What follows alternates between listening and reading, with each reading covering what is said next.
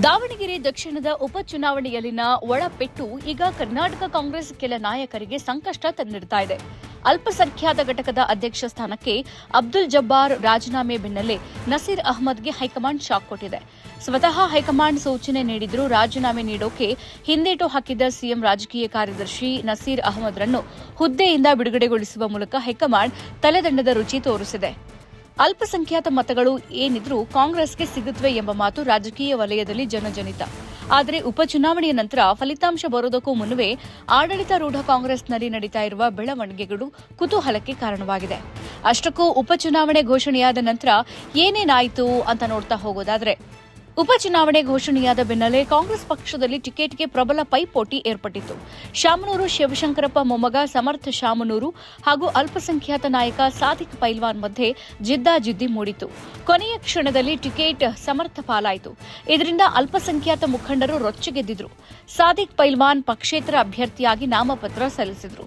ನಾಮಪತ್ರ ಹಿಂಪಡೆಯುವ ದಿನ ಮುಕ್ತಾಯವಾದ ನಂತರ ಸಿಎಂ ಸಿದ್ದರಾಮಯ್ಯ ಮತ್ತು ಇತರ ಮುಖಂಡರು ಯಶಸ್ವಿಯಾಗಿದ್ದರು. ಆದರೂ ಅಲ್ಪಸಂಖ್ಯಾತರ ಆಕ್ರೋಶವನ್ನು ಸಂಪೂರ್ಣ ತಣ್ಣಗಾಗಿಸುವಲ್ಲಿ ಕಾಂಗ್ರೆಸ್ ಯಶಸ್ವಿಯಾಗಿಲ್ಲವೇ ಎಂಬ ಅನುಮಾನ ಚುನಾವಣೆ ಪ್ರಚಾರದ ವೇಳೆ ಬಯಲಾಯಿತು. ಈ ಬಾರಿ ಕಾಂಗ್ರೆಸ್ಗೆ ಅಲ್ಪಸಂಖ್ಯಾತರು ಪಾಠ ಕಲಿಸಲಿದ್ದಾರೆ ಎಂಬ ಮಾತು ಸಾಮಾಜಿಕ ಜಾಲತಾಣ ಸೇರಿದಂತೆ ಚುನಾವಣಾ ಕಣದಲ್ಲೂ ಕೇಳಿಬಂದಿತ್ತು. ಉಪಚುನಾವಣೆಯ ಮತದಾನ ಮುಗಿದ ನಂತರ ಅಲ್ಪಸಂಖ್ಯಾತ ನಾಯಕರ ಬೇಗುದಿ ಸ್ಫೋಟಗೊಂಡಿತ್ತು. ಅಲ್ಪಸಂಖ್ಯಾತ ಘಟಕದ ಅಧ್ಯಕ್ಷ ಸ್ಥಾನಕ್ಕೆ ಅಬ್ದುಲ್ ಜಬ್ಬಾರ್ ರಾಜೀನಾಮೆ ಕೊಟ್ಟರು. ಇದನ್ನ ಕೆಪಿಸಿಸಿ ಅಧ್ಯಕ್ಷ ಡಿಕೆ ಶಿವಕುಮಾರ್ ಅಂಗೀಕರಿಸಿದ್ದು, ಅದರ ಬೆನ್ನಲ್ಲೇ ಸಿಎಂ ರಾಜಕೀಯ ಕಾರ್ಯದರ್ಶಿ ನಸೀರ್ ಅಹಮದ್ ರಾಜೀನಾಮೆಗೆ ಖುದ್ದು ಹೈಕಮಾಂಡ್ ಸೂಚಿಸಿತ್ತು. ಆದರೂ ಅವರು ರಾಜೀನಾಮೆ ನೀಡಿರಲಿಲ್ಲ. ಇದೀಗ ಅವರನ್ನ ಹುದ್ದೆಯಿಂದ ಬಿಡುಗಡೆಗೊಳಿಸಲಾಗಿದೆ. ಇನ್ನು ನಸೀರ್ ಅಹಮದ್ಗೆ ಮುಖ್ಯಮಂತ್ರಿ ಸಿದ್ದರಾಮಯ್ಯ ಬಾಗಲಕೋಟೆ ಉಪಚುನಾವಣೆಯ ಜವಾಬ್ದಾರಿ ವಹಿಸಿದರು. ನಸೀರ್ ಅಹಮದ್ 10 ದಿನಗಳ ಕಾಲ ಬಾಗಲಕೋಟೆಯಲ್ಲಿ ಸಕ್ರಿಯವಾಗಿ ಕೆಲಸ ಮಾಡಿದ್ದಾರೆ.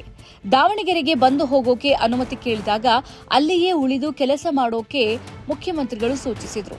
ಹೀಗಾಗಿ ಅವರು ದಾವಣಗೆರೆ ಪ್ರಚಾರಕ್ಕೆ ಹೋಗೋಕೆ ಸಾಧ್ಯವಿರಲಿಲ್ಲ ಅಂತ ಜಮೀರ್ ಹೇಳಿದ್ದಾರೆ. ಬೆಂಗಳೂರಿನ ನಸೀರ್ ಅಹಮದ್ ನಿವಾಸದಲ್ಲಿ ಸೋಮವಾರ ರಾತ್ರಿ ಬೆಂಬಲಿಗರು ಸೇರಿ ಚರ್ಚೆ ನಡೆಸಿದರು. ಅದಾದ ಬೆನ್ನಲ್ಲೇ ಮಂಗಳವಾರ ಬೆಳಗ್ಗೆ ಸಿಎಂ ರಾಜಕೀಯ ಕಾರ್ಯದರ್ಶಿ ಹುದ್ದೆಯಿಂದ ನಸೀರನ್ನ ಬಿಡುಗಡೆ ಮಾಡಲಾಗಿದೆ. ಸದ್ಯ ಕಾಂಗ್ರೆಸ್ನ ಈ ಬೆಳವಣಿಗೆ ಹಲವು ಊಹಾಪೋಹಗಳಿಗೆ ಕಾರಣವಾಗಿದೆ. ಜಬ್ಬಾರ್ ರಾಜೀನಾಮೆ ಮತ್ತು ನಸೀರ್ ಅಹಮದ್ ತಲೆದಂಡ ಕೇವಲ ಆರಂಭ ಇರಬಹುದು. ಆದರೆ ಇದು ಶೀಘ್ರದಲ್ಲೇ ನಡೆಯಲಿರುವ ಸಚಿವ ಸಂಪುಟದ ದೊಡ್ಡ ಮಟ್ಟದ ಬದಲಾವಣೆಗೆ ಹೈಕಮಾಂಡ್ ಹಾಕಿಕೊಟ್ಟ ಪೀಠಿಕೆಯಂತೆ ಕಾಣಿಸುತ್ತೆ ಅಂತ ಚರ್ಚೆಯು ರಾಜಕೀಯ ಪಡಸಾಲೆಯಲ್ಲಿ ನಡೀತಾ ಇದೆ.